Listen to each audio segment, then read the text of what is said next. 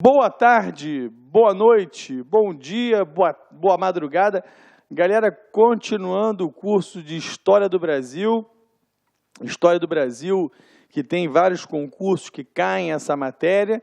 Eu sou o professor Orlando Schibler, você deve ter assistido a minha primeira aula sobre a Era Vargas, uma aula com um personagem apaixonante, um personagem interessante da nossa política. E agora eu venho para a nossa segunda aula sobre a Terceira República. Muitos chamam de Terceira República, eu não uso tanto esse termo. Eu estou usando porque o programa que tem agora mais recentemente, que é o da PM de Minas, tem como o nome do item Terceira República. Mas eu gosto de chamar de República Liberal, República Populista, período liberal democrático. Existem alguns termos para designar esse período que vai de 1946 até 1964, que é quando acontece o golpe de Estado, o golpe militar, e aí inicia-se um outro período que é a ditadura militar. A aula de hoje vai cobrir exatamente o período da Terceira República. Os governos Dutra, o governo Vargas, que volta até o seu final apoteótico, né, eu diria assim, e macabro, né, o suicídio. Depois o governo de Juscelino Kubitschek, o curto governo de Jânio Quadros e, finalmente, terminarei a aula de hoje falando do governo João Goulart. Pretendo utilizar para essa aula 2 horas aproximadamente, eu penso que deve ser o tempo da aula. Se for um pouquinho menos ou um pouquinho mais, perdoe-me, mas eu vou tentar me segurar nesse tempo, que eu acho que é o tempo adequado para falar desses presidentes todos. Primeiro eu vou tirar aqui a minha foto, me dá uma tristeza enorme tirar a minha bela foto do cartaz, do LAC Concursos, né? Do LAC Cursos, quero dizer, estou errando o nome do curso, né? E aqui a Terceira República, como eu tinha dito, de 1946 até 1964, e aí tem figuras como o Marechal Dutra, né, Eurico Gaspar Dutra, depois Getúlio, que volta ao poder, Juscelino Kubitschek, o doido varrido, campanha da vassourinha, Jânio Quadros, e o presidente, que foi vice-presidente da República por 2 oportunidades, João Goulart, que acabou, inclusive, sendo o presidente deposto pelo golpe militar, como eu tinha dito, de 64. Bom, vou começar pelo governo que sucedeu Getúlio. Na aula passada, nós vimos a deposição de Vargas. É verdade, Vargas foi deposto, houve um movimento chamado queremista, que imaginava, né, manter Getúlio no poder de alguma maneira, inclusive com eleições em 45, tendo como candidato Getúlio Vargas. Pensava-se numa constituição, uma nova constituição com Getúlio Vargas, mas ele foi deposto e houve uma eleição, que foi o tema que eu falei na aula passada, em que a vitória, eu diria até surpreendente, porque o candidato, o brigadeiro Eduardo Gomes, era o favorito, foi de Eurico Gaspar Dutra. E aí começa o governo Dutra, de 1946 a 64, é a Terceira República, tá, gente? Perdão.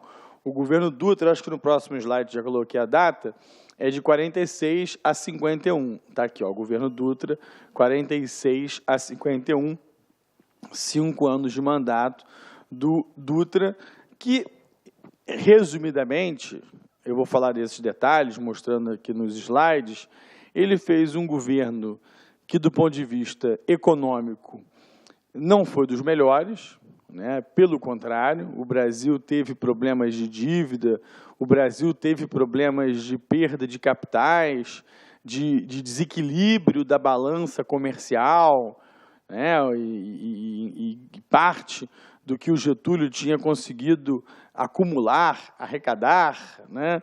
O Brasil perdeu a partir de um governo que, do ponto de vista econômico, não foi bom, e do ponto de vista político, eu diria que o governo Dutra foi um governo muito conservador. Era a época da Guerra Fria, era a época dos enfrentamentos entre Estados Unidos e União Soviética, e o Brasil se alinhou completamente aos Estados Unidos, ao ponto de determinadas medidas terem sido tomadas no governo Dutra, que vão ao encontro desta ideia que eu estou dizendo. Eu vou mostrar isso para vocês. A cassação de parlamentares do Partido Comunista Brasileiro, o fechamento do Partido Comunista Brasileiro, que na época era o Partido Comunista do Brasil, né, o nome, a intervenção em vários sindicatos também. Então, antes de começar, eu vou mostrar tudo isso nos meus belíssimos slides, eu queria lembrar aos senhores que as duas pontas foram essas.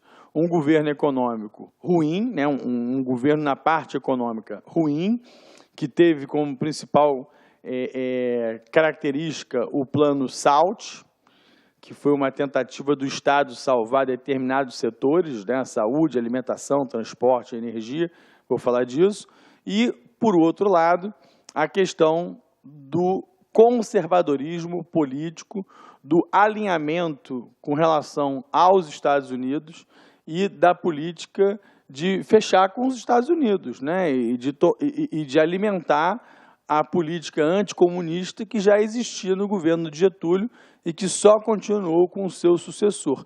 Que, diga-se de passagem, é bom que se diga, o Dutra foi eleito com o apoio do Getúlio, né? Ou seja, Vargas deu apoio ao Dutra, lá da fazenda que ele estava, em São Borja. Getúlio disputou as eleições para deputado e para senador, na época isso era possível, e por vários estados. Olha que coisa interessante, né? E ele foi eleito senador pelo Rio Grande do Sul, né? Então, o Getúlio continua na cena política, apesar de pouco aparecer no parlamento brasileiro. Se ele apareceu 2 ou 3 vezes no parlamento, foi muito, né? Estou falando do Vargas. Mas o fato dele ter dado apoio ao Dutra foi decisivo para a vitória do general, que depois se transformou em marechal, né? O marechal Eurico Gaspar Dutra. E aqui, inclusive, uma charge, para começar a nossa aula, eu gosto muito de charges, né? O humor faz parte da política. Está aqui uma charge, ó. Na charge, Nássara, né, que é o chargista da época, mostra que, apesar de ter sido eleito pela coligação PSD-PTB, Dutra inclinou-se em seu governo para a UDN, desagradando os setores que os elegeram. Só queria lembrar aos senhores, né, para quem já esqueceu da aula passada, que os 3 grandes partidos da época, os 3 grandes, eram o PSD, a UDN e o PTB.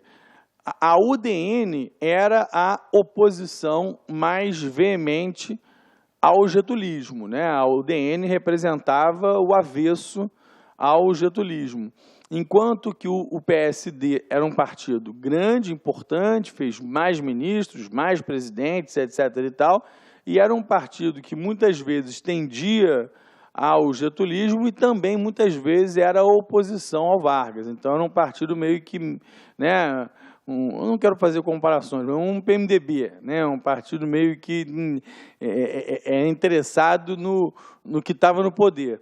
E o PTB, sim, é o que a gente pode chamar do partido que herda o legado de Getúlio, que, como todos sabem, continua vivo nessa nossa história aqui. Ainda não se matou, ainda não aconteceu o governo de Getúlio.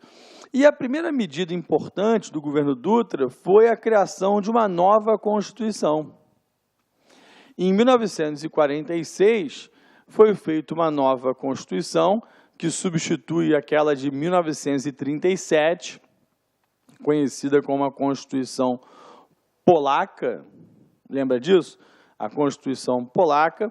E essa Assembleia que foi formada tinha 4 partidos com os mais numerosos, né, em termos de deputados. Tinha mais partidos, se eu não me engano, nessa época já eram 7 partidos no Brasil. Hoje são 32, né? Hoje são 32. Na época eram 7. E aqui os que fizeram as principais bancadas foram PTB, PSD, que eu já apresentei aos senhores, a UDN e o Partido Comunista do Brasil, que momentaneamente é legal, né? Ainda está na legalidade, ele vai ser posto na ilegalidade em breve, por enquanto ele está funcionando. E tanto é que o Partido Comunista do Brasil, né, o PCB, elegeu o senador mais votado do país.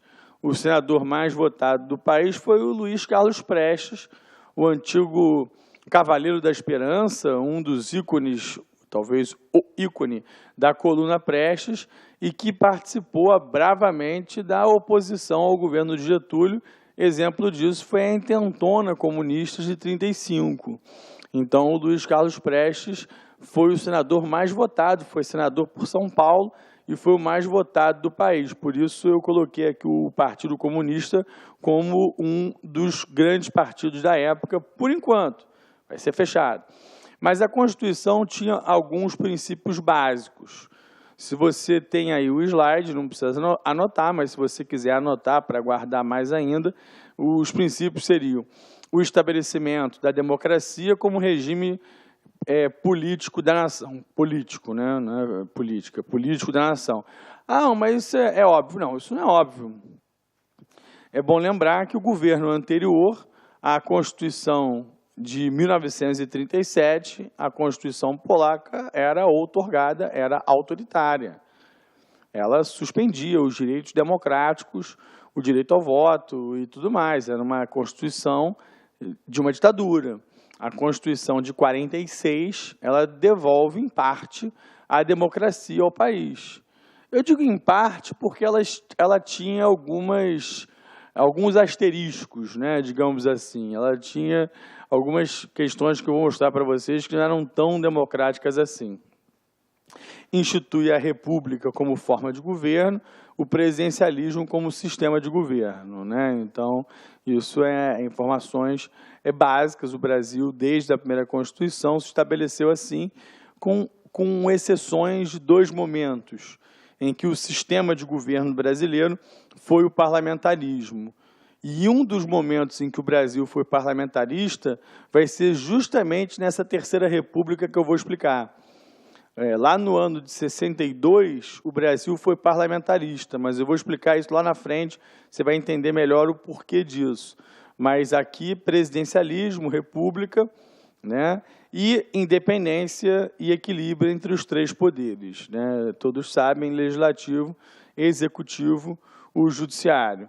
E, além disso, algumas outras características dessa Constituição, o direito de voto, né, a confirmação do voto secreto e universal, desculpa que tiver alguns erros de português, porque eu redigi isso, eu preparei esse material especial para vocês, então muitas vezes ele saiu um pouco rápido. Então, o voto secreto e universal, ou seja, as mulheres podiam votar para os maiores de 18 anos, mas era vedada a possibilidade do voto aos analfabetos, aos cabos e aos soldados. Tá? Com relação aos analfabetos, a Constituição que vai permitir o voto aos analfabetos é a Constituição de 1988. Cabos e soldados desde a Constituição de 67, tá certo? Mas analfabetos só em 88. Direitos trabalhistas também foram determinadas nessa Constituição, que não deixa de ser um legado do governo anterior, do governo de Getúlio Vargas, que já primava pela questão dos direitos trabalhistas, a preocupação com os direitos trabalhistas, por exemplo, a preservação da legislação trabalhista do governo Vargas, a garantia constitucional do direito de greve, perdão, que aqui acabou sumindo o escrita, e o controle dos sindicatos. Aí vai um parêntese importante. Era permitida a greve, mas com autorização do Estado. E para o Estado autorizar uma greve era um custo. Então, os cronistas da época brincavam que só quem podia fazer greve eram as perfumarias, né? Então, era assim, uma legislação rigorosa, com relação a greves. Apesar de ter lá no texto a permissão para as greves, não era tão simples assim. Então, é o que eu disse para você, que essa Constituição ela tem alguns aspectos que não são tão democráticos assim, um deles é esse. E o mandato eletivo, né, o mandato presidencial, era de 5 anos, sem reeleição, né, está aqui o mandato presidencial de 5 anos, proibição da reeleição, e os parlamentares, os deputados, senadores, tinham mandatos de 4 anos com reeleição, né? Então, o mandato era de 5 anos, tanto é que o slogan do governo Juscelino Kubitschek foi 50 anos em 5. Não é isso? Vamos desenvolver 50 anos do Brasil em 5 anos de mandato, e foi o que ele fez, né? O que tentou fazer. Então, o mandato era de 5 anos. Para os parlamentares, deputados estaduais, federais, senadores, o mandato era de 4 anos, com reeleição, como é até hoje. O mandato presidencial no Brasil, ele mudou várias vezes. Na época da ditadura militar, houve uma lei, que foi a Lei Falcão, que na verdade não foi a Lei Falcão, foi o Pacote de Abril, que foi na época da Lei Falcão. O Pacote de Abril de 1977, vamos falar sobre isso na frente, esticou o mandato presidencial para 6 anos. Tanto é que o Figueiredo governou 6 anos. O Sarney, que foi o presidente seguinte, negociou o mandato e governou 5 anos. E a partir dali, a partir da determinação da Constituição de 88, o mandato passou a ser de 4 anos, como é até hoje, né? A reeleição foi aprovada em 1997, se você quiser anotar isso, no governo do presidente Fernando Henrique Cardoso. FHC é que aprovou a reeleição com uma medida provisória e até hoje é assim, né? E até hoje todos os presidenciáveis usufruíram do direito, né? Fernando Henrique foi reeleito, Lula foi reeleito e Dilma foi reeleita. Então, a reeleição acabou sendo aproveitada por todos eles nesse sentido. Então, primeiro ponto, governo Dutra. Queria que vocês organizassem o caderno aí para ficar bem organizadinho. Governo Dutra. Primeiro ponto, a Constituição de 46. Beleza? E essas características que eu citei, que são as importantes. Segundo ponto, a questão política. Eu queria falar sobre o conservadorismo político do governo Dutra. E quando eu falo de conservadorismo político, eu estou me referindo especialmente ao alinhamento com os Estados Unidos. O Brasil teve uma política totalmente alinhada com os Estados Unidos.